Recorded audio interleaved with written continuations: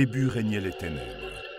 Et soudain, le Big Bang a donné naissance à des éléments dont l'expansion est infinie. Le temps, l'espace et la matière.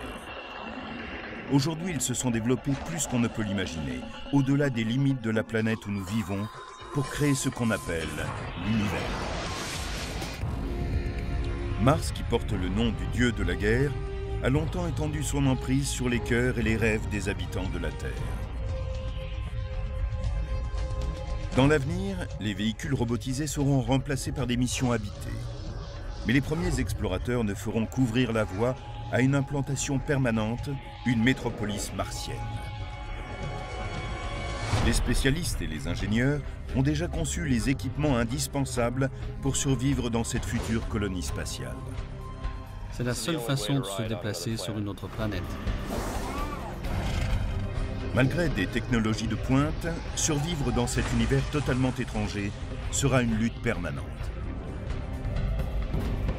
Nous serons confrontés à un environnement qui est mortel pour nous. Voici les techniques, les menaces et les merveilles qui attendent ceux qui vont vivre dans l'espace.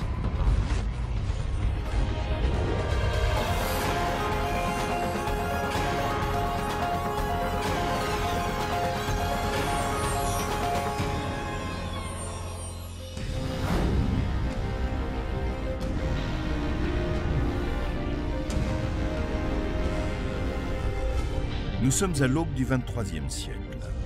L'homme a établi une véritable colonie sur Mars. Cela n'a pas été facile, car sur la planète rouge, c'est nous qui sommes les envahisseurs. Et Mars nous a déclaré la guerre, en se servant de toutes les armes dont elle dispose, des radiations brûlantes, un air raréfié et des tempêtes de poussière mortelles. Survivre dans cet endroit sera une lutte permanente. Mais pourquoi vouloir vivre dans l'espace? Pourquoi ces courageux pionniers ne restent-ils pas sur la Terre en toute sécurité? Il faudrait que nous ayons deux planètes à notre disposition. En d'autres termes, il est dangereux de mettre tous ses œufs dans le même panier. Mars est notre voisine la plus proche. C'est la planète qui ressemble plus à la Terre, pour le meilleur et pour le pire. Et c'est celle qui offre le plus de possibilités.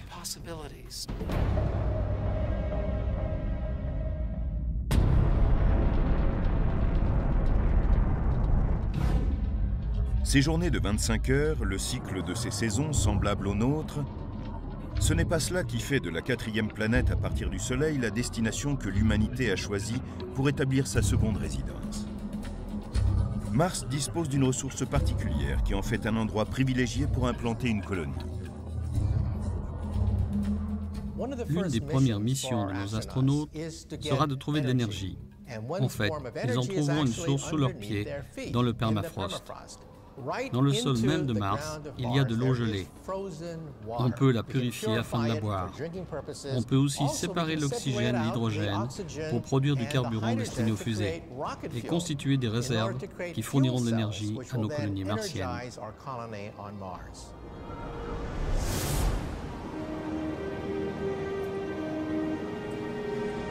La colonie même sera une merveille de technologie.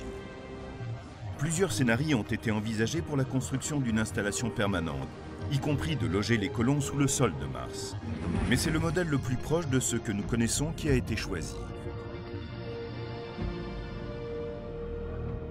Le dôme est une structure idéale dans un environnement extrême, que ce soit dans le désert ou ici sur Mars.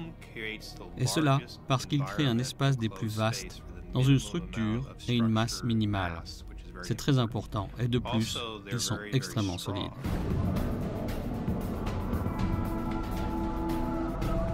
La base martienne est constituée d'une série de petits dômes reliés par des rayons à une unité centrale dominante, comme dans une roue.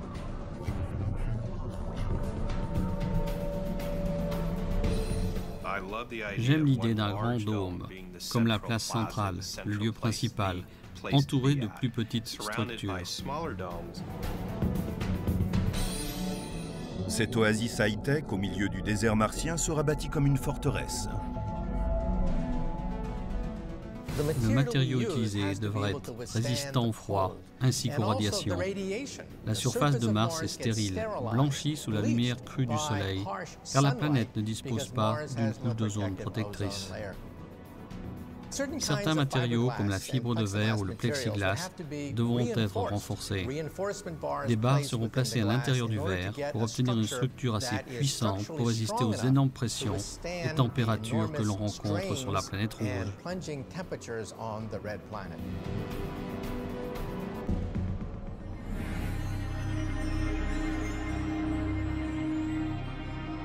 La température et la pression à l'intérieur du dôme devront être précisément régulées. Si la chaleur augmente, la pression de l'air à l'intérieur de l'habitat risque de le faire exploser comme un ballon d'air chaud trop gonflé. Mais sinon, le dôme sera en mesure de protéger le groupe de pionniers venus de la Terre.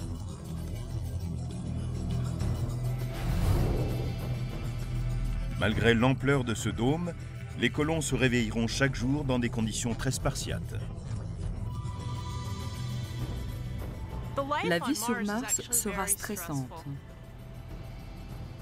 Les espaces de vie seront étroits et très austères. Alors, imaginez que vous deviez y vivre durant des années. C'est complètement fermé et très différent de la Terre. On perd le contact avec l'herbe, les arbres et le ciel. Mais c'est une expérience unique. C'est la chance de vivre sous un ciel rouge sang.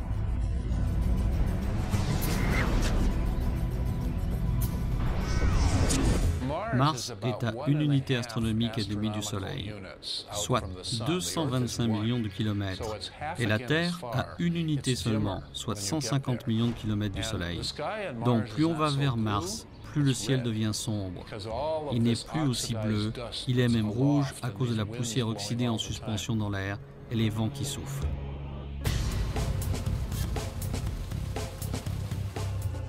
Pour que ce monde ressemble davantage au nôtre, les explorateurs emporteront avec eux des écosystèmes artificiels. Mais les plantes ne sont pas là pour des questions d'esthétique. Elles remplissent une fonction vitale. Elles créent et maintiennent une atmosphère en circuit fermé nécessaire à ce type d'habitat. Nous ne produirons pas uniquement de la nourriture sur Mars. Nous aurons l'oxygène qui nous est nécessaire grâce aux plantes, qui pourront tirer de ce que nous rejetons le dioxyde de carbone dont elles ont besoin. Il y aura ainsi une synergie extraordinaire entre les hommes et les plantes.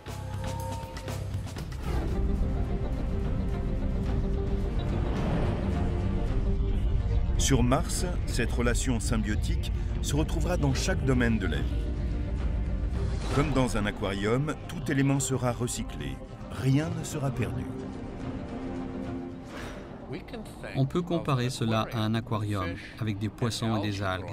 En les plaçant en circuit fermé, on obtient un cycle d'alimentation qui convertit les déchets en ressources renouvelables.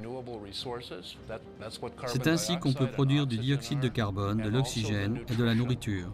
Les poissons mangent les algues, ils rejettent des déchets solides qui se dégradent avec les bactéries de l'eau et deviennent des nutriments que les algues absorbent de nouveau. Contrairement à ce qui se passe dans un aquarium, nous ne pourrons pas importer de l'eau ou de l'air frais.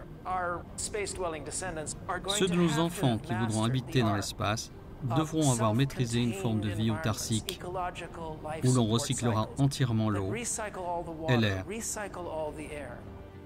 S'ils y parviennent, ils devraient être aussi heureux qu'un poisson dans un aquarium.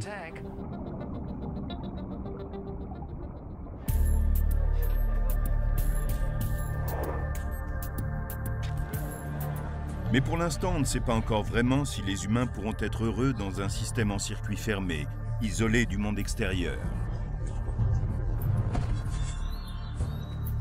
Le concept a été testé dans le désert, près de Tucson, en Arizona, dans une installation appelée Biosphère 2. Celle-ci a été conçue comme un galop d'essai pour une future colonie implantée sur une autre planète.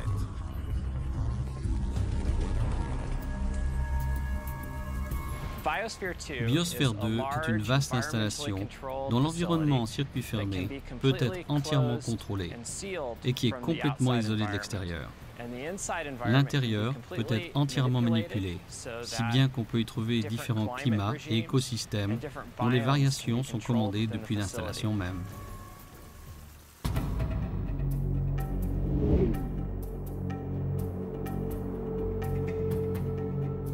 Biosphère 2 est une collection de 5 écosystèmes ou biomes différents, chacun venant d'un coin différent de la Terre.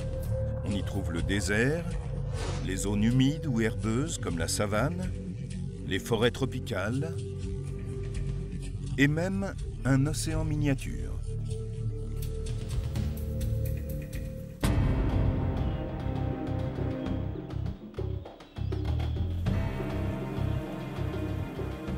Ce projet ambitieux a été testé en 1991 par une première mission qui a été enfermée. Mais elle a rencontré très vite de sérieux problèmes.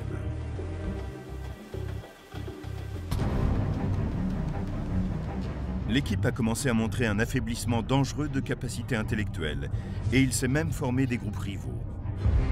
La mission en était compromise jusqu'à ce qu'on découvre que c'est le manque d'oxygène qui était à l'origine de ce comportement agressif. Et cela était dû à un détail en apparence insignifiant. Le ciment de la construction n'avait pas été formulé correctement.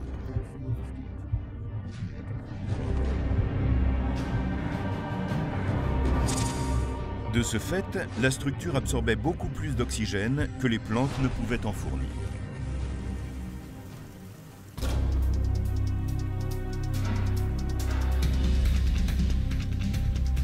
Cette pénurie d'air respirable avait atteint le niveau de ce que l'on rencontre à 5500 mètres d'altitude.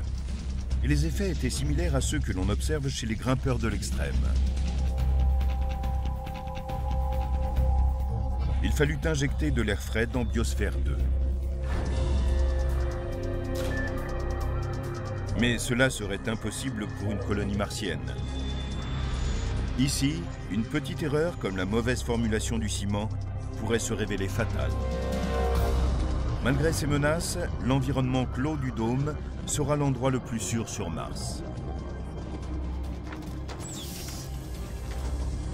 Mais parfois, les colons devront quitter cette zone sécurisée pour s'aventurer à l'extérieur.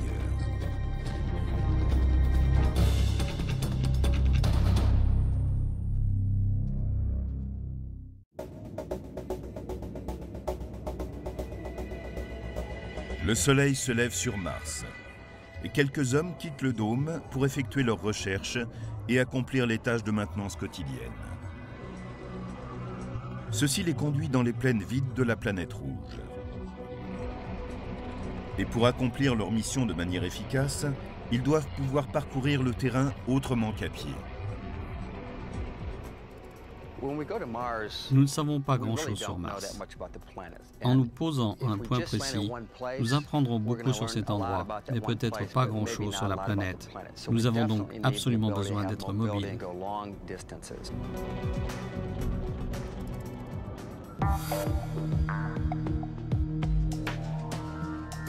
Au cours de la mission Apollo sur la Lune, le véhicule utilisé était un convertible, un tout-terrain amélioré, de type dune buggy. Le véhicule lunaire a parfaitement accompli sa tâche. Il a permis à 2 astronautes d'en parcourir la surface sans s'épuiser à marcher et d'en explorer une zone plus importante.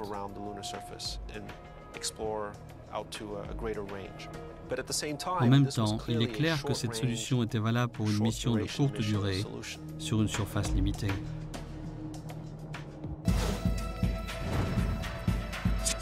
Mais sur Mars, le terrain à couvrir est beaucoup plus vaste.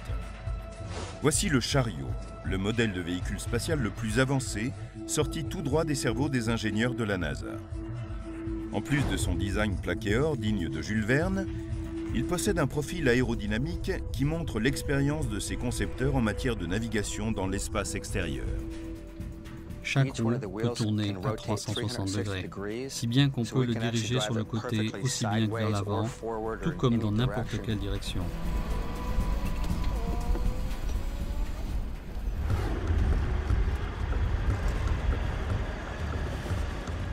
Cette maniabilité lui permet d'affronter tous les reliefs. Et ce n'est pas tout. Les combinaisons spatiales ne se plient pas très bien au niveau de la taille. Donc, même si des sièges où le conducteur s'assied semblent la solution idéale en ville, ici, cela n'a aucun sens. On trouve un anneau où se branche la combinaison. Tout le poids de la tenue spatiale est pris en charge par cette tourelle verticale.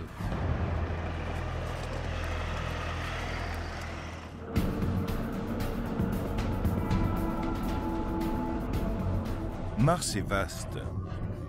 Pour accomplir leurs recherches dans les endroits les plus reculés, nos astronautes devront pouvoir se déplacer sans difficulté.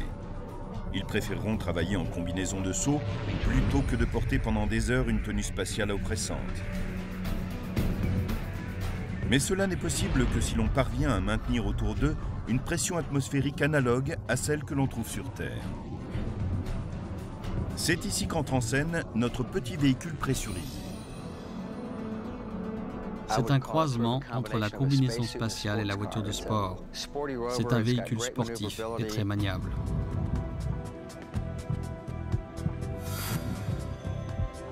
Le châssis du chariot forme la base d'un petit véhicule pressurisé. La cabine sur le petit véhicule pressurisé commence ici et continue derrière jusque-là. Du coup, l'arrière du véhicule est un peu comme le fond de caisse d'une camionnette. C'est pratique pour transporter des charges additionnelles.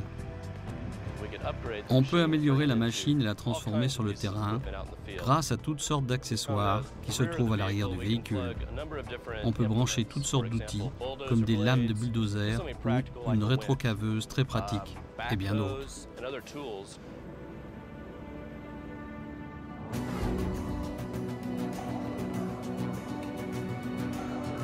Ce petit véhicule pressurisé, ou SPR, est à peine plus grand que le véhicule Apollo. Et il a une vitesse maximale d'environ 10 km/h. Le SPR peut être déployé pour des missions de 3 jours à 2 semaines et couvrir des distances de plus de 800 km.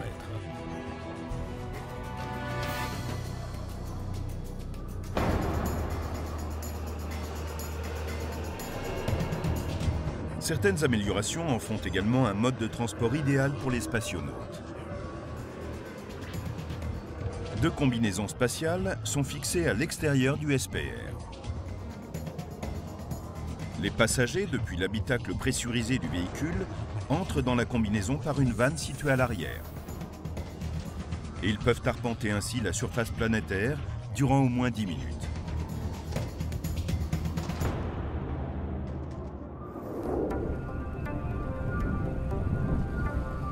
Un scientifique, Pascal Lee, en collaboration avec le centre de recherche EMS de la NASA, explore la voie d'un autre véhicule, précurseur de celui conçu pour Mars. Il s'est associé pour cela à Nick Bagarly de Drive Around the World, une société qui organise des voyages d'aventure. Les véhicules comme celui-ci sont fantastiques, car on peut les utiliser comme des doubles, capables de se déplacer ou de parcourir à votre place une autre planète. Voici un véhicule prêt pour une expédition au Groenland et plus tard au pôle Sud. Vous voyez qu'il y a de la place pour contenir l'équipement et les provisions indispensables pour explorer la Lune et Mars. Cela donne aux ingénieurs de la NASA une idée de la façon dont il faut concevoir un véhicule pressurisé.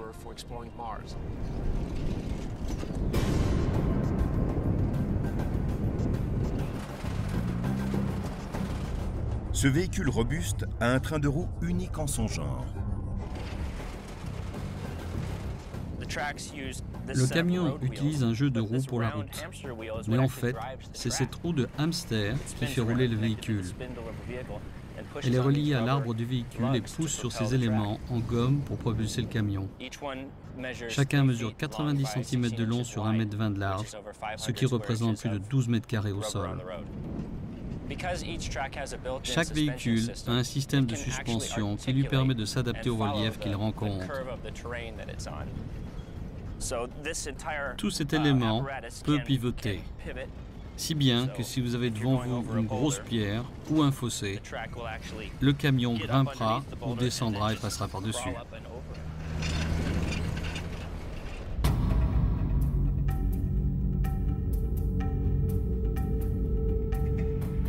Mars est une planète qui s'effrite en permanence. La poussière et les saletés rentrent partout. C'est particulièrement vrai pour un véhicule sur roues qui possède des parties articulées dont les mécanismes peuvent facilement rouiller. Le danger est qu'un camion tombe en panne.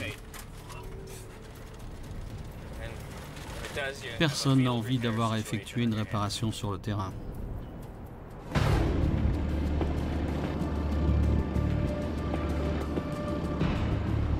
Il est déjà risqué de réparer sa voiture quand on est sur la route.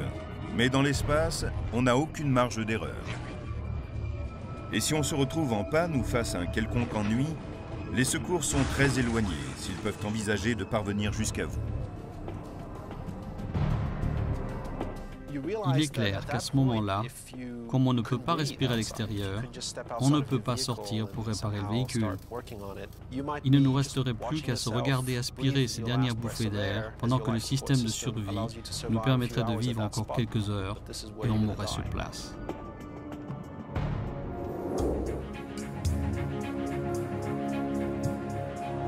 Heureusement, la NASA a prévu un plan de secours.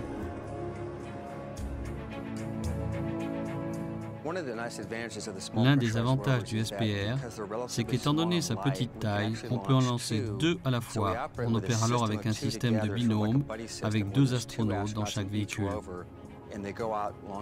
Ils peuvent couvrir de longues distances, et si l'un d'eux est victime d'une avarie, les 4 hommes rentrent tous dans le même véhicule.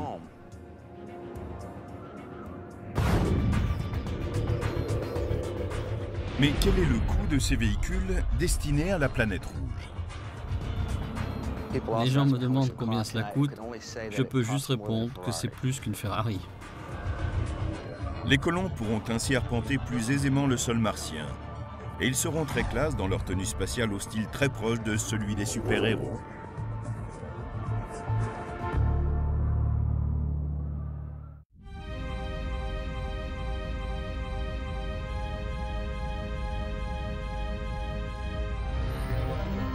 Un des champs de recherche sera l'exploration du plus grand volcan du système solaire, l'Olympus Mons.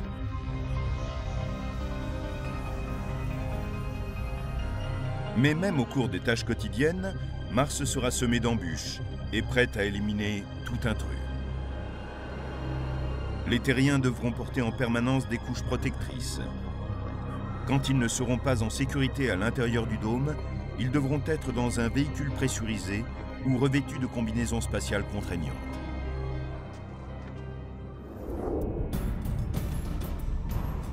J'ai effectué 4 marches dans l'espace et j'ai déjà passé plus de 24 heures vêtu d'une combinaison spatiale. Ces tenues sont très pénibles à porter.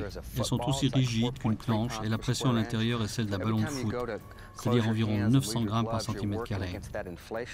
On doit lutter contre cette pression. C'est très fatigant et cela provoque des traumatismes sur les ongles par exemple.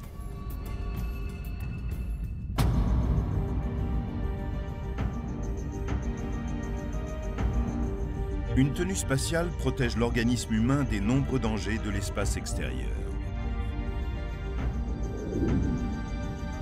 Il nous faut les pressuriser, nous devons leur apporter de l'oxygène, en contrôler la température et l'humidité. Nous tenons compte de tout cela lorsque nous concevons une tenue spatiale.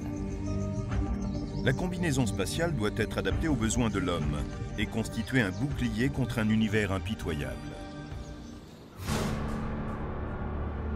Dans l'arsenal de Mars, il y a une arme mortelle très répandue. C'est une sorte de douche de micrométéores. Ils sont minuscules, mais l'un d'eux peut aisément percer une combinaison et conduire l'astronaute à une mort horrible. Pour assurer la sécurité de l'astronaute, on crée une isolation en empilant les couches de néoprène et de Kevlar. C'est indispensable pour le protéger des mauvaises rencontres.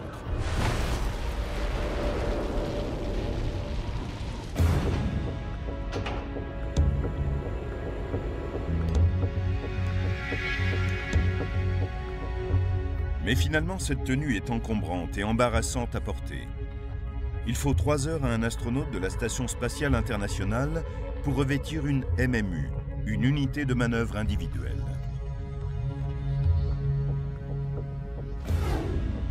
Dans ces 3 heures, il faut compter 30 minutes au cours desquelles l'astronaute respire à l'avance de l'oxygène pur.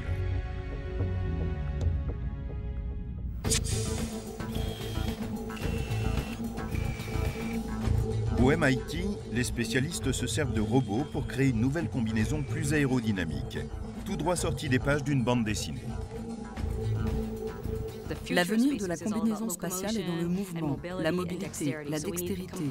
Nous avons besoin d'une conception complètement différente, révolutionnaire par rapport aux tenues d'aujourd'hui. Explorer Mars dans une combinaison spatiale moulante, une biosuit, c'est un peu comme être un athlète de l'extrême. Si nous allons là-bas, c'est pour recueillir des preuves de formes de vie passées. Nous aurons donc besoin de nous baisser pour regarder des fossiles et chercher ces formes de vie. Le principe premier d'une combinaison biosuit, c'est de permettre aux astronautes une mobilité maximale, tout en maintenant une consommation minimale d'énergie. C'est un système mécanique. Imaginez que ce fil soit un alliage à mémoire de Ford. Vous voyez, quand je le tords ainsi, le fil se resserre autour de moi. La pression s'exerce directement sur la peau. C'est pourquoi nous appelons cette tenue une seconde peau.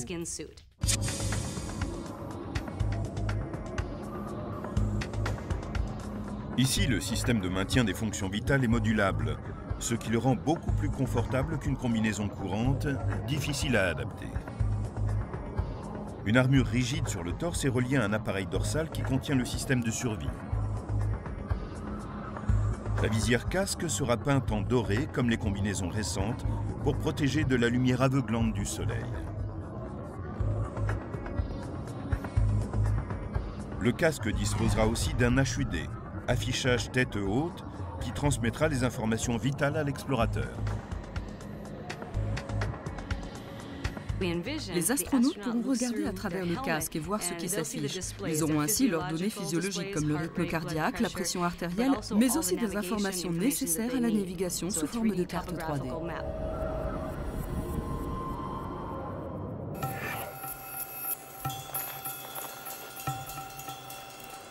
Généralement, les designers s'inquiètent uniquement de la sécurité et de la fonctionnalité des combinaisons spatiales. Mais les inventeurs du biosuit voulaient que leur création ait aussi des qualités esthétiques. Nous espérons que le biosuit sera vraiment superbe. Nous n'avions pas l'intention qu'il ressemble au costume de Spider-Man.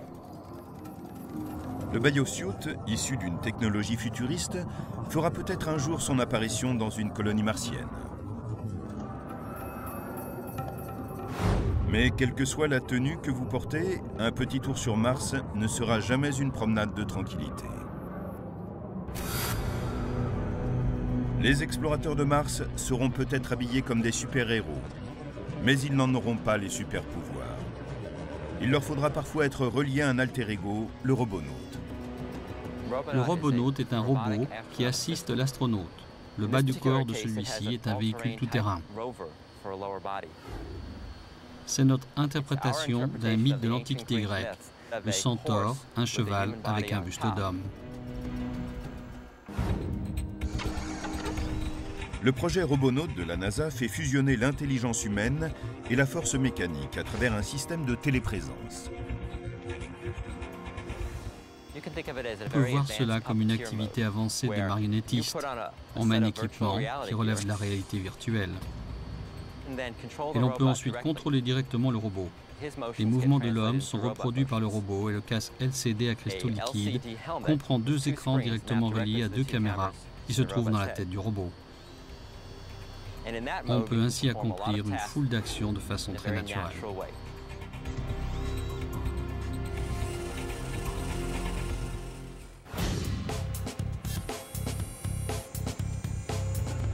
Les caméras sont protégées par un casque inspiré de celui des centurions romains. Le robot peut aussi opérer de façon autonome. Il emploie alors son intelligence artificielle pour exécuter des missions préprogrammées. Il y aura des endroits dangereux où les hommes appréhenderont de poser le pied. La taille et la forme du robonaute seront alors d'une grande importance. Le robonaute est conçu pour aider les hommes à accomplir des tâches qui leur sont propres. Si vous voulez travailler avec les mêmes outils, dans le même environnement, avec des appendices ayant plus ou moins la même taille, il vous aidera à coup sûr. On pourra utiliser le robonaute pour qu'il prenne en charge les tâches routinières, indispensables à la bonne marche de la colonie. Le meilleur rôle à donner au robot, c'est de leur faire faire ce qui est dangereux ou ce qu'ils font mieux que les hommes.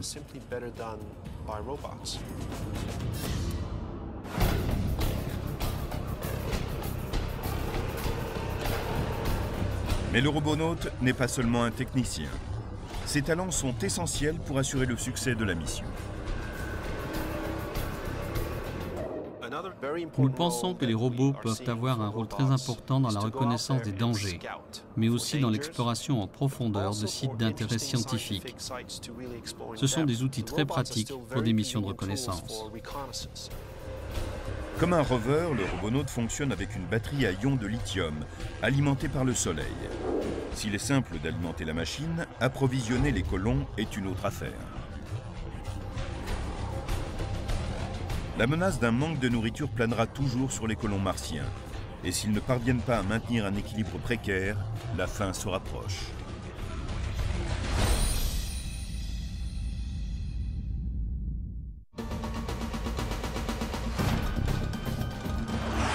Sur Mars, satisfaire les besoins les plus essentiels s'avérera être une épreuve décourageante.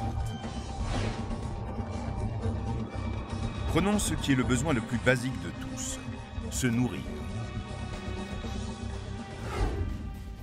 Cela coûte près de 100 000 € pour transporter une livre de quoi que ce soit de la Terre jusqu'à Mars. Qu'il s'agisse de nourriture, ou d'eau, ou d'air. Étant donné le coût prohibitif du transport de nourriture, chaque pionnier devra aussi être un peu fermier.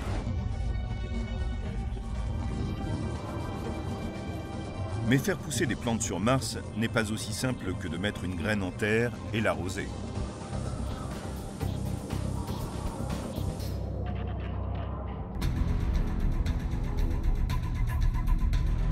Le sol martien constitué de régolithes n'a aucune consistance réelle.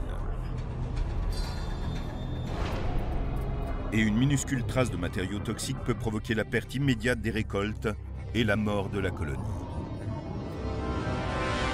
On ne peut compter sur le sol de Mars pour nourrir les plantes venues de la Terre. Sur Terre, les plantes poussent de façon différente. Nous les plantons dehors à l'air libre ou dans des serres. Voici à quoi ressemblent les serres sur Terre. Elles sont posées au sol, elles utilisent la lumière naturelle du soleil et fonctionnent toute l'année sans craindre les météorites ou les radiations ionisantes venues de l'espace.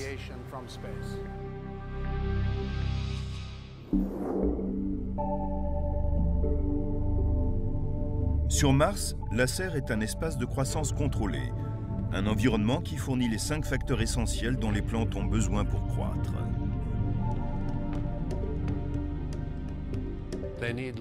Elles ont besoin de lumière, de chaleur, d'eau, de nutriments et d'atmosphère, de dioxyde de carbone et d'oxygène. Avec un espace de croissance comme celui-ci, on peut produire partout de quoi se nourrir.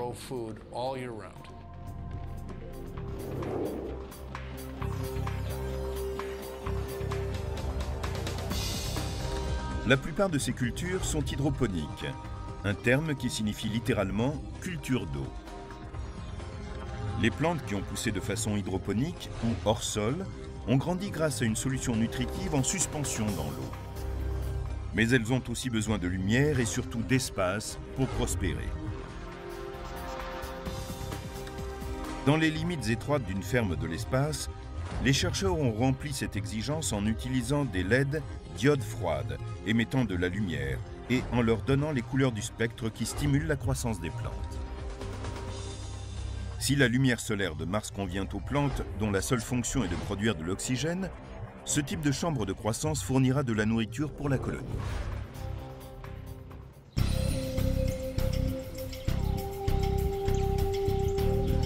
Une autre préoccupation peut s'avérer une véritable plaie pour les colons. Sur Terre, les insectes pollinisent les plantes. Cela signifie-t-il que nous devrons emporter avec nous des insectes? Il est difficile pour les abeilles de naviguer dans des conditions qui ne sont pas celles de la Terre. Elles utilisent la lumière ultraviolette du Soleil pour se diriger et une quantité d'autres signaux qu'elles ne retrouveront pas dans une colonie martienne. Une invention très simple fait des miracles. Nous avons ces baguettes vibrantes qui fonctionnent comme des abeilles artificielles. Elles déplacent l'air comme un éventail et le pollen est dispersé alentour d'une fleur à l'autre. Mais les astronautes ou les colons d'une autre planète prendront certainement plaisir à s'occuper des plantes.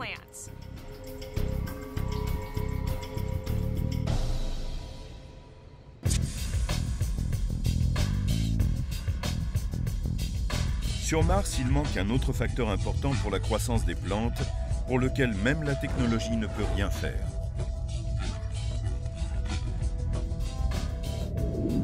La gravité sur Mars est presque moitié moins importante que celle qui règne sur la Terre. Il y a donc moins de pression sur les plantes. Sur Terre, la gravité draine l'eau loin des racines et leur permet d'absorber de l'oxygène. Sur Mars, la gravité étant réduite, l'eau ne coule pas bien et finit par saturer les racines qui deviennent incapables d'absorber les nutriments et l'air. Les plantes auront peut-être tendance à être plus faibles.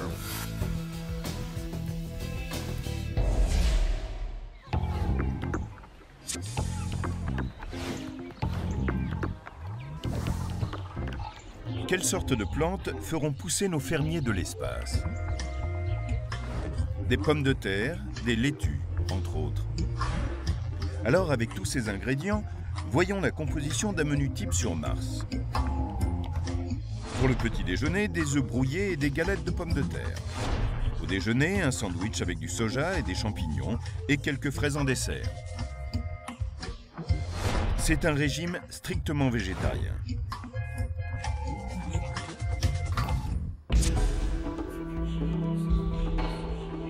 Les carnivores ne seront pas à la fête.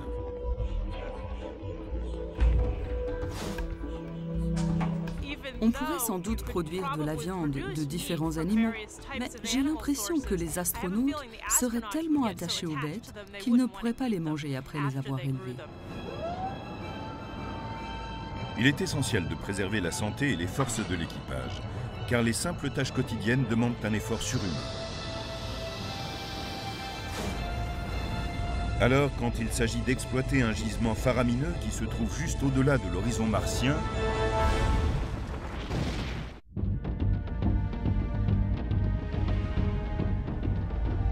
le coût d'une expédition à long terme sur Mars est astronomique.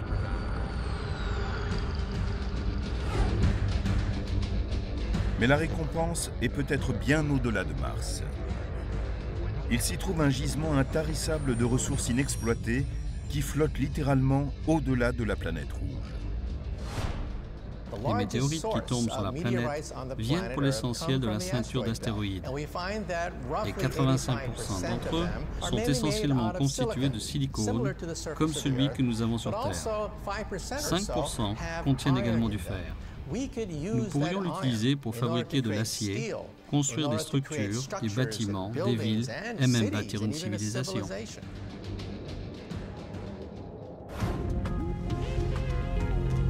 Exploiter les astéroïdes pourrait faciliter l'assemblage et l'expansion de l'antenne martienne.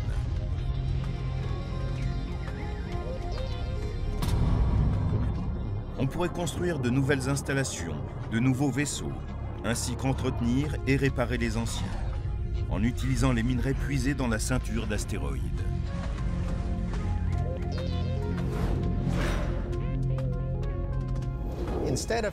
Au lieu de prendre les minerais de la ceinture d'astéroïdes et de les acheminer jusqu'à la Terre, il vaut mieux exploiter ces ressources et créer des installations sur Mars.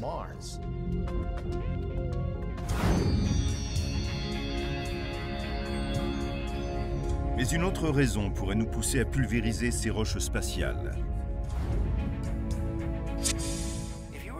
Si on fondait les minerais d'un astéroïde d'1 kilomètre de diamètre, on obtiendrait la production annuelle d'acier du monde entier, la production mondiale d'or et d'argent sur 10 ans, et la production des éléments du groupe platine sur 1000 ans. Voilà où se trouve la richesse.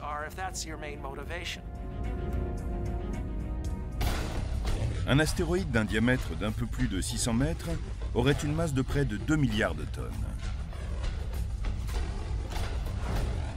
C'est le poids de 20 000 porte-avions. Un astéroïde de cette taille contiendrait pour une valeur de 150 milliards de dollars de nickel, de cobalt et de platine. Et il s'agit d'un tout petit astéroïde. Certaines roches énormes approchent les dimensions d'une vraie planète.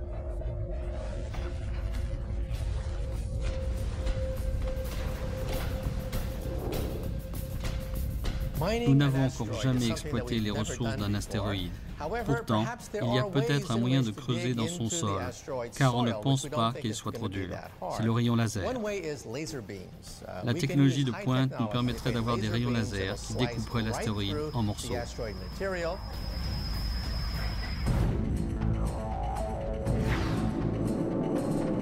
Mais évider une roche d'une mégatonne dans le vide spatial n'est certainement pas une perspective aisée.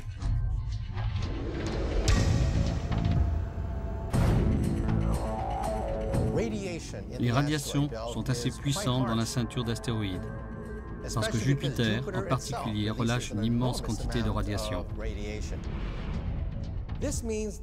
Les mineurs de la ceinture d'astéroïdes devraient peut-être vivre sous le sol. En vivant à l'intérieur même de l'astéroïde, ils seraient protégés des radiations du Soleil, de celles de Jupiter et de celles de l'espace extérieur.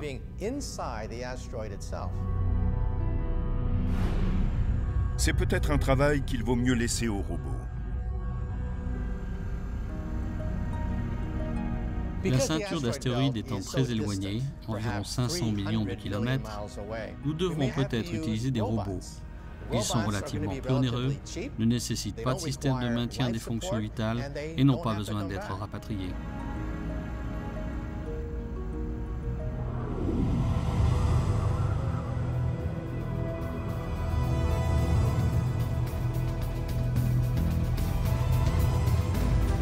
Pour la première colonie interplanétaire, la seule façon de minimiser le risque et d'optimiser les chances de survie sera d'utiliser des robots humanoïdes qui travailleront avec les astronautes.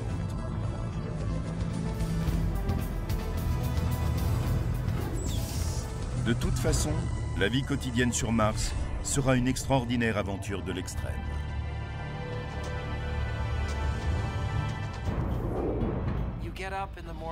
Sur Mars, on se lève le matin.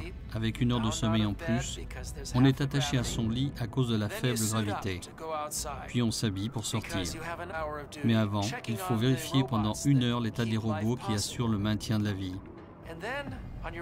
Ensuite, en revenant vers son habitation, on s'arrête sur un pont et on regarde la vallée au fond du canyon. Et puis le ciel de Mars, criblé d'étoiles éblouissantes.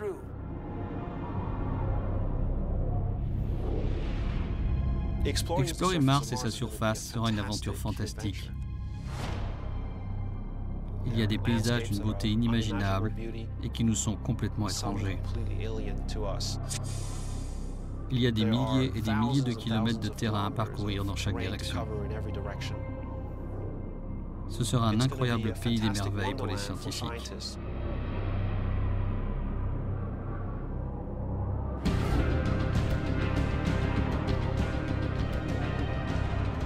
Cette vision d'une colonie martienne est pour l'instant une fiction,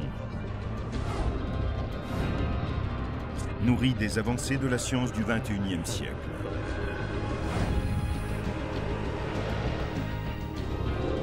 Mais il est probable qu'un jour, dans des villes sous dôme, établies sur un sol étranger, nous n'aurons pas pour voisins cosmiques de petits hommes verts, mais plutôt certains de nos semblables venus de la Terre.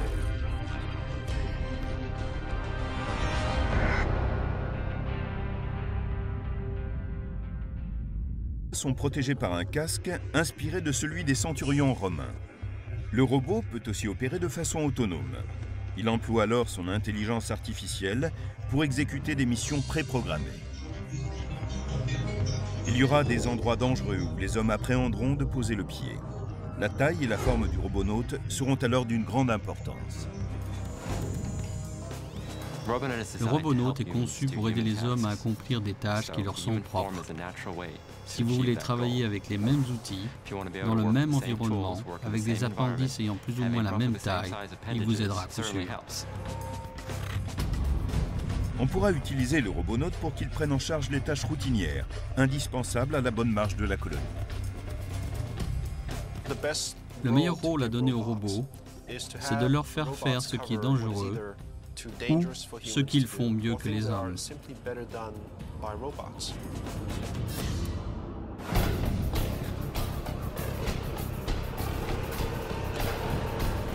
Mais le robonaute n'est pas seulement un technicien. Ses talents sont essentiels pour assurer le succès de la mission.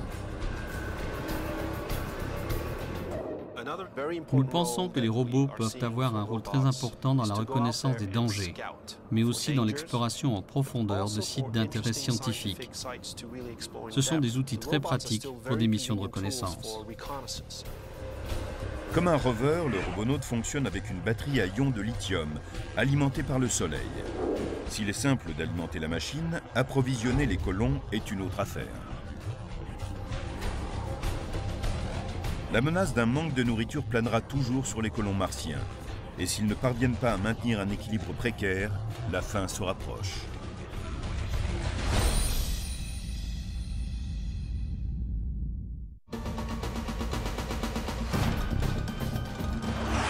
Sur Mars, satisfaire les besoins les plus essentiels s'avérera être une épreuve décourageante. Prenons ce qui est le besoin le plus basique de tous, se nourrir. Cela coûte près de 100 000 € pour transporter une livre de quoi que ce soit de la Terre jusqu'à Mars. Qu'il s'agisse de nourriture, ou d'eau, ou d'air. Étant donné le coût prohibitif du transport de nourriture, chaque pionnier devra aussi être un peu fermier.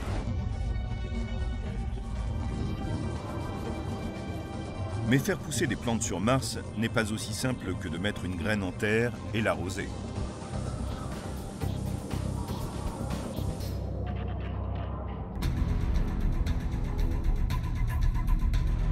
Le sol martien, constitué de régolithes, n'a aucune gravité, draine l'eau loin des racines et leur permet d'absorber de l'oxygène.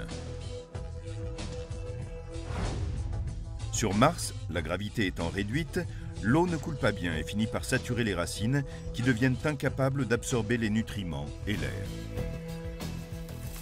Les plantes auront peut-être tendance à être plus faibles.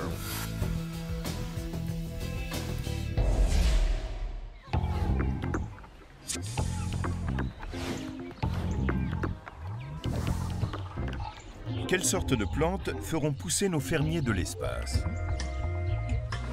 Des pommes de terre, des laitues, entre autres. Alors, avec tous ces ingrédients, voyons la composition d'un menu type sur Mars. Pour le petit déjeuner, des œufs brouillés et des galettes de pommes de terre. Au déjeuner, un sandwich avec du soja et des champignons et quelques fraises en dessert. C'est un régime strictement végétarien.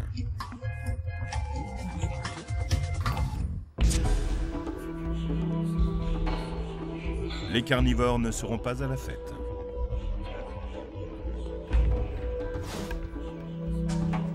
On pourrait sans doute produire de la viande de différents animaux, mais j'ai l'impression que les astronautes seraient tellement attachés aux bêtes qu'ils ne pourraient pas les manger après les avoir élevées.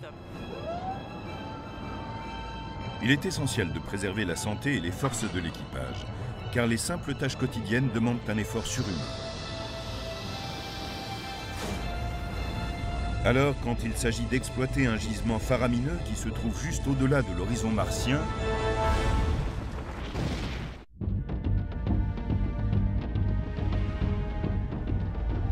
le coût d'une expédition à long terme sur Mars est astronomique.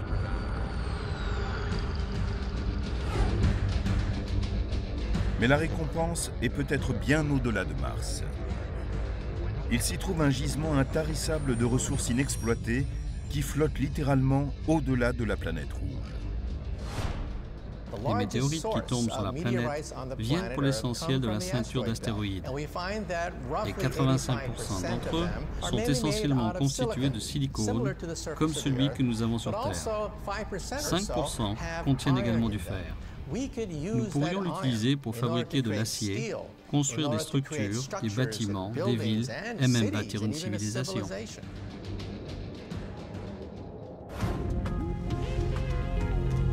Exploiter les astéroïdes pourrait faciliter l'assemblage et l'expansion de l'antenne martienne.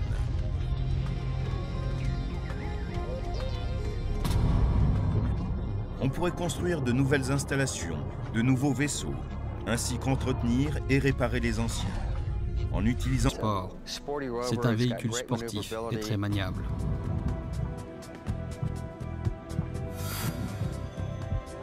Le châssis du chariot forme la base d'un petit véhicule pressurisé. La cabine sur le petit véhicule pressurisé commence ici et continue derrière jusque-là. Du coup, l'arrière du véhicule est un peu comme le fond de caisse d'une camionnette. C'est pratique pour transporter des charges additionnelles. On peut améliorer la machine et la transformer sur le terrain grâce à toutes sortes d'accessoires qui se trouvent à l'arrière du véhicule. On peut brancher toutes sortes d'outils, comme des lames de bulldozer ou une rétrocaveuse très pratique, et bien d'autres.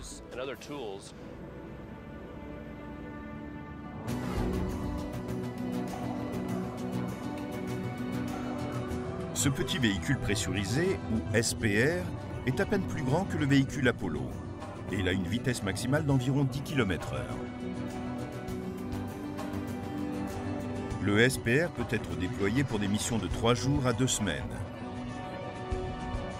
et couvrir des distances de plus de 800 km.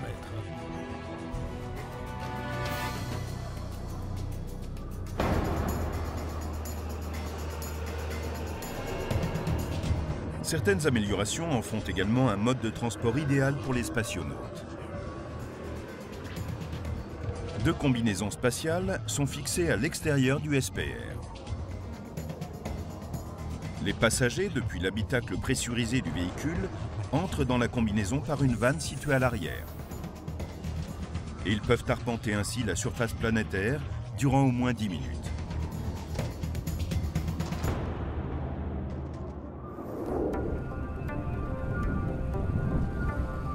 Un scientifique, Pascal Lee, en collaboration avec le centre de recherche EMS de la NASA, explore la voie d'un autre véhicule, précurseur de celui conçu pour Mars. Il s'est associé pour cela à Nick Bagarly de Driver on the World, une société qui organise des voyages d'aventure. Des véhicules comme celui-ci sont fantastiques, car on peut les utiliser comme des doubles, capables de se déplacer ou de parcourir à votre place une autre planète. Voici un véhicule prêt pour une expédition au Groenland et plus tard au pôle Sud. Vous voyez qu'il y a de la place pour contenir l'équipement et les provisions indispensables pour explorer la Lune et Mars. Cela donne aux ingénieurs de la NASA une idée de la façon dont il faut concevoir un véhicule pressurisé.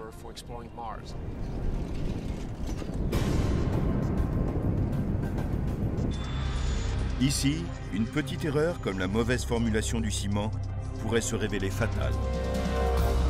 Malgré ces menaces, l'environnement clos du dôme sera l'endroit le plus sûr sur Mars. Mais parfois, les colons devront quitter cette zone sécurisée pour s'aventurer à l'extérieur.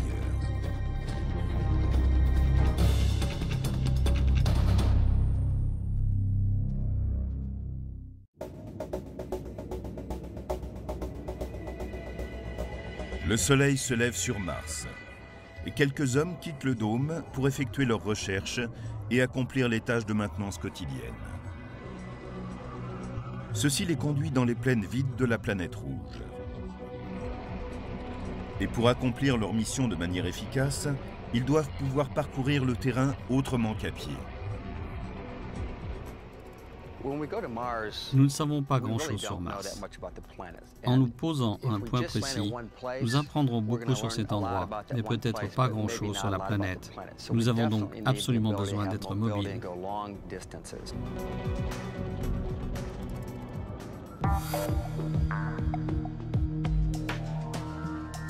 Au cours de la mission Apollo sur la Lune, le véhicule utilisé était un convertible, un tout-terrain amélioré, de type Dune Buggy. Le véhicule lunaire a parfaitement accompli sa tâche. Il a permis à 2 astronautes d'en parcourir la surface sans s'épuiser à marcher et d'en explorer une zone plus importante.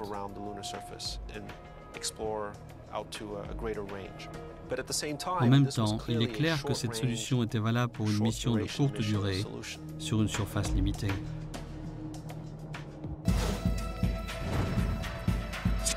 Mais sur Mars, le terrain à couvrir est beaucoup plus vaste.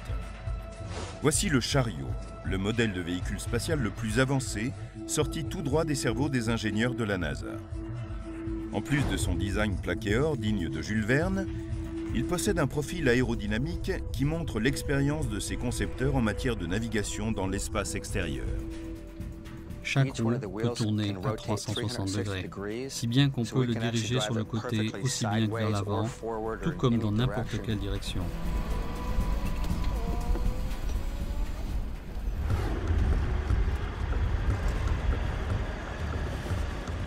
Cette maniabilité lui permet d'affronter tous les reliefs. Et ce n'est pas tout.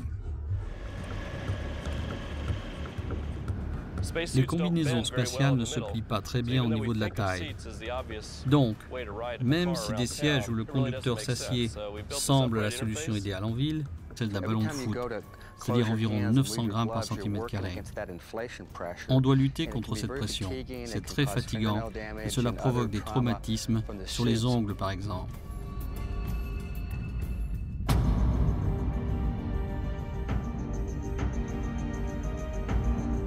Une tenue spatiale protège l'organisme humain des nombreux dangers de l'espace extérieur.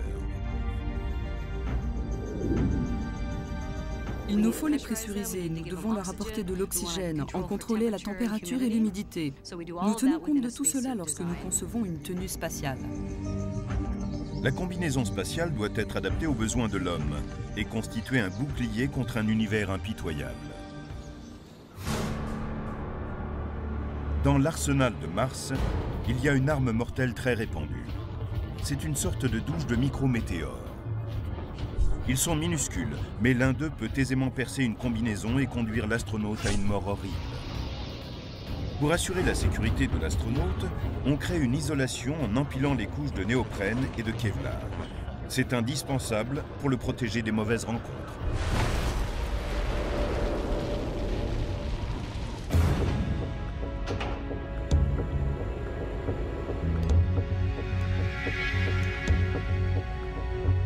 Mais finalement, cette tenue est encombrante et embarrassante à porter.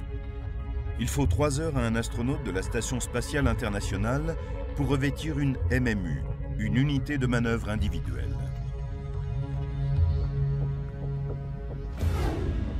Dans ces 3 heures, il faut compter 30 minutes au cours desquelles l'astronaute respire à l'avance de l'oxygène pur.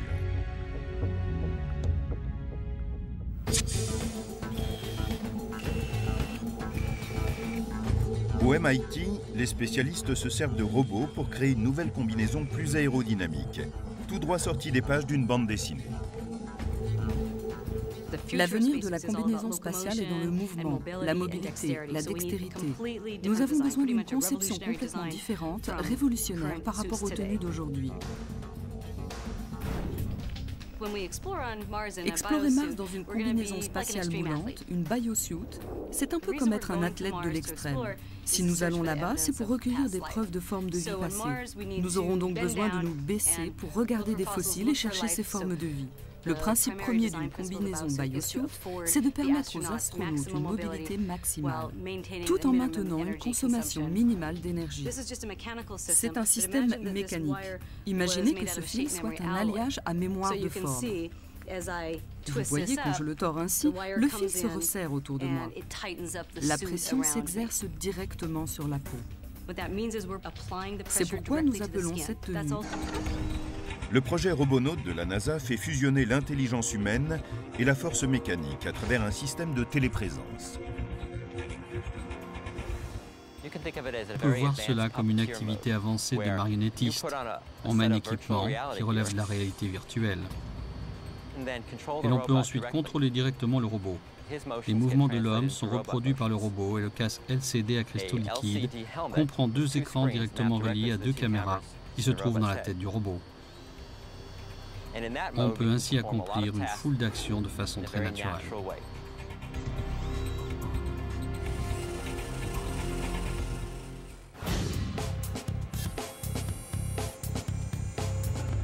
Les caméras sont protégées par un casque inspiré de celui des centurions romains. Le robot peut aussi opérer de façon autonome.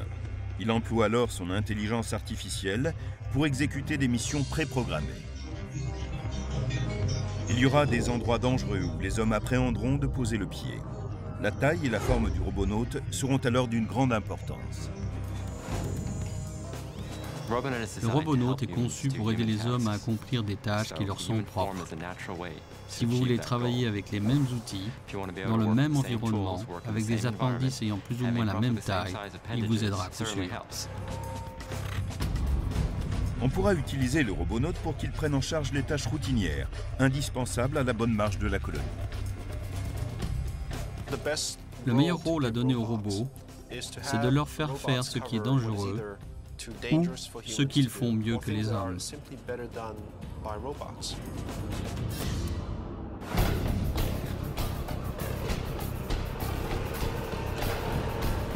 Mais le robonaute n'est pas seulement un technicien. Ses talents sont essentiels pour assurer le succès de la mission. Nous pensons que les robots peuvent avoir un rôle très important dans la reconnaissance des dangers, mais aussi dans l'exploration en profondeur de sites d'intérêt scientifique. Ce sont des outils très pratiques pour des missions de reconnaissance. Comme un rover, le robonaute fonctionne avec une batterie à ion de lithium, alimentée par le soleil. S'il est simple d'alimenter la machine, approvisionner les colons est une autre affaire. La menace d'un manque de nourriture planera toujours sur les colons martiens. Et s'ils ne parviennent pas à maintenir un équilibre précaire, la fin se rapproche.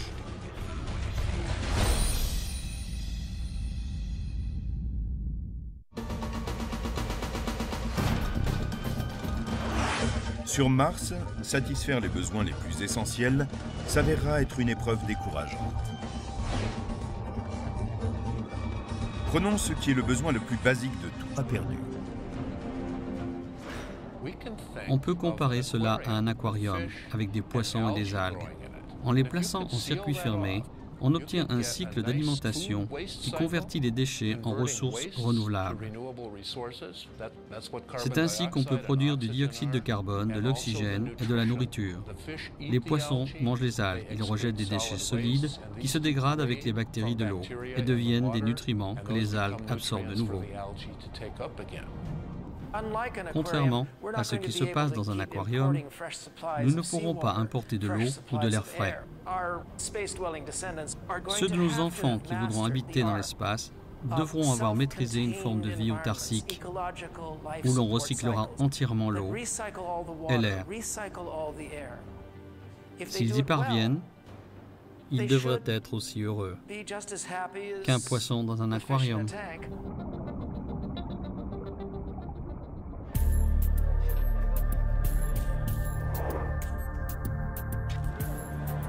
Mais pour l'instant, on ne sait pas encore vraiment si les humains pourront être heureux dans un système en circuit fermé, isolé du monde extérieur. Le concept a été testé dans le désert, près de Tucson, en Arizona, dans une installation appelée Biosphère 2. Celle-ci a été conçue comme un galop d'essai pour une future colonie implantée sur une autre planète.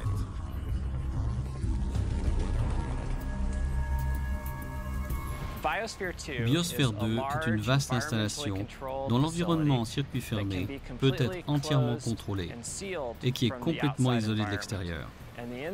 L'intérieur peut être entièrement manipulé, si bien qu'on peut y trouver différents climats et écosystèmes dont les variations sont commandées depuis l'installation même.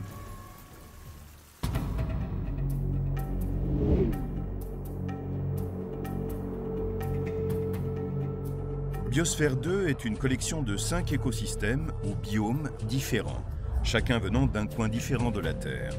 On y trouve le désert, les zones humides ou herbeuses comme la savane, les forêts tropicales et même un océan miniature.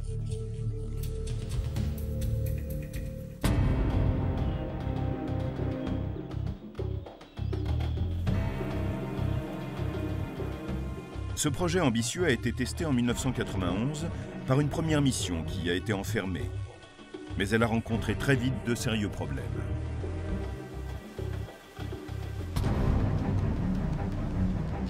L'équipe a commencé à montrer un affaiblissement dangereux de capacité intellectuelle et il s'est même formé des groupes rivaux. La mission en était compromise jusqu'à ce qu'on découvre tout un truc. Les terriens devront porter en permanence des couches protectrices. Quand ils ne seront pas en sécurité à l'intérieur du dôme, ils devront être dans un véhicule pressurisé ou revêtus de combinaisons spatiales contraignantes.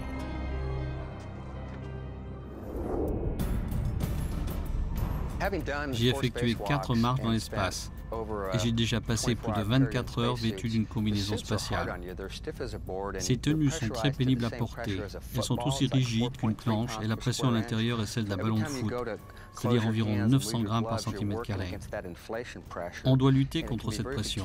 C'est très fatigant et cela provoque des traumatismes sur les ongles par exemple.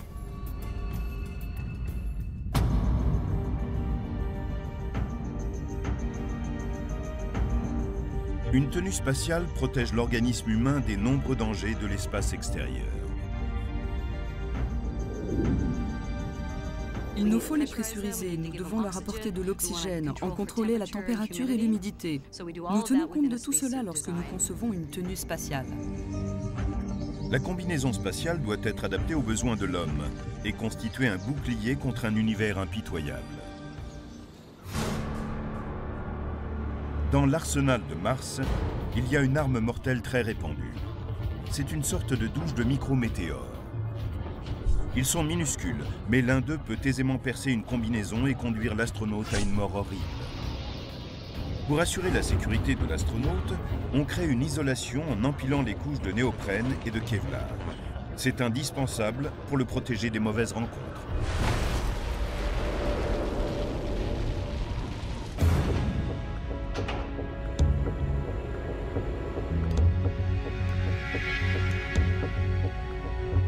Mais finalement, cette tenue est encombrante et embarrassante à porter. Il faut 3 heures à un astronaute de la Station spatiale internationale pour revêtir une MMU, une unité de manœuvre individuelle.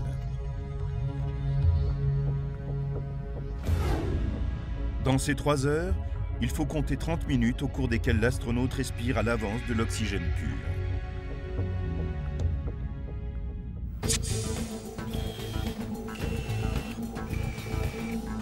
Au MIT, les spécialistes se servent de robots pour créer une nouvelle combinaison plus aérodynamique, tout droit sortie des pages d'une bande dessinée. L'avenir de la combinaison spatiale est dans le mouvement, la mobilité, la dextérité. Nous avons besoin d'une conception complètement différente, révolutionnaire par rapport aux tenues d'aujourd'hui.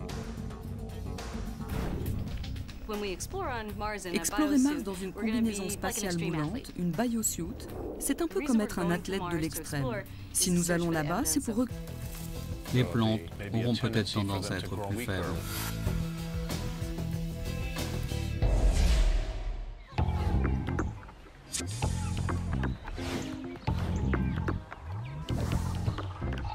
Quelles sortes de plantes feront pousser nos fermiers de l'espace ? Des pommes de terre, des laitues, entre autres. Alors, avec tous ces ingrédients, voyons la composition d'un menu type sur Mars. Pour le petit déjeuner, des œufs brouillés et des galettes de pommes de terre. Au déjeuner, un sandwich avec du soja et des champignons et quelques fraises en dessert. C'est un régime strictement végétarien.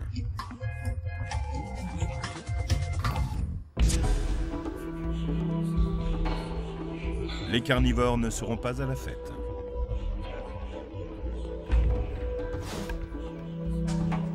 On pourrait sans doute produire de la viande de différents animaux, mais j'ai l'impression que les astronautes seraient tellement attachés aux bêtes qu'ils ne pourraient pas les manger après les avoir élevées.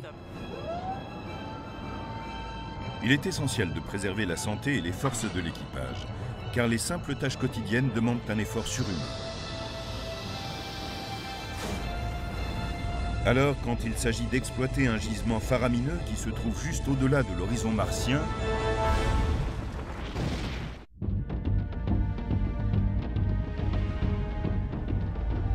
le coût d'une expédition à long terme sur Mars est astronomique.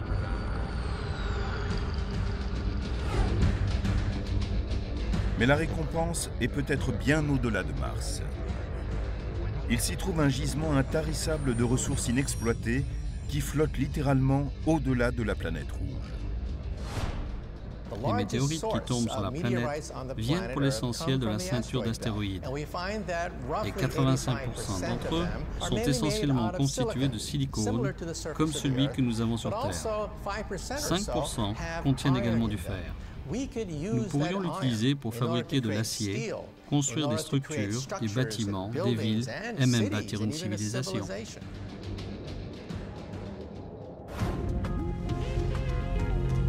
Exploiter les astéroïdes pourrait faciliter l'assemblage et l'expansion de l'antenne martienne.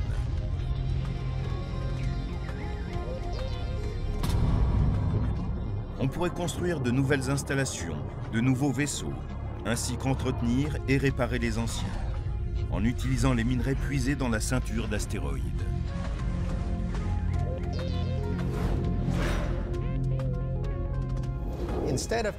Au lieu de prendre les minerais de la ceinture d'astéroïdes et de les acheminer jusqu'à la Terre, il vaut mieux exploiter ces ressources face à un quelconque ennui. Les secours sont très éloignés s'ils peuvent envisager de parvenir jusqu'à vous. Il est clair qu'à ce moment-là, comme on ne peut pas respirer à l'extérieur, on ne peut pas sortir pour réparer le véhicule. Il ne nous resterait plus qu'à se regarder aspirer ces dernières bouffées d'air pendant que le système de survie nous permettrait de vivre encore quelques heures et on mourrait sur place.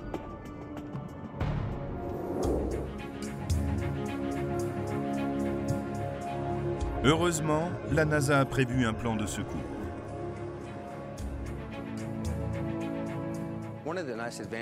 L'un des avantages du SPR, c'est qu'étant donné sa petite taille, on peut en lancer 2 à la fois. On opère alors avec un système de binôme, avec 2 astronautes dans chaque véhicule.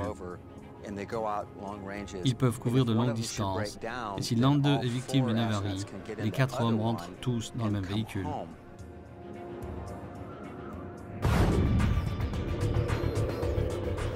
Mais quel est le coût de ces véhicules destinés à la planète rouge ? Les gens me demandent combien cela coûte. Je peux juste répondre que c'est plus qu'une Ferrari. Les colons pourront ainsi arpenter plus aisément le sol martien. Et ils seront très classe dans leur tenue spatiale au style très proche de celui des super-héros.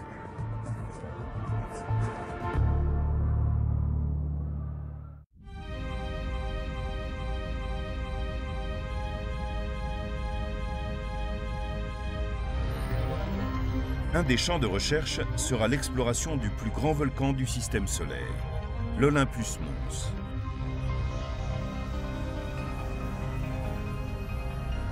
Mais même au cours des tâches quotidiennes, Mars sera semé d'embûches et prête à éliminer tout intrus. Les terriens devront porter en permanence des couches protectrices. Quand ils ne seront pas en sécurité à l'intérieur du dôme, ils devront être dans un véhicule pressurisé ou revêtus de combinaisons spatiales contraignantes.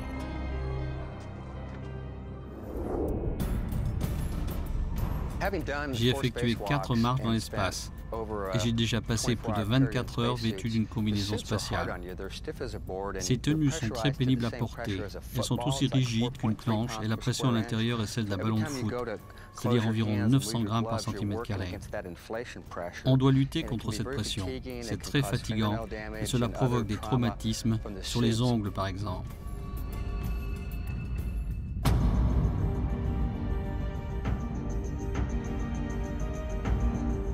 Une tenue spatiale protège l'organisme humain des nombreux dangers de l'espace extérieur.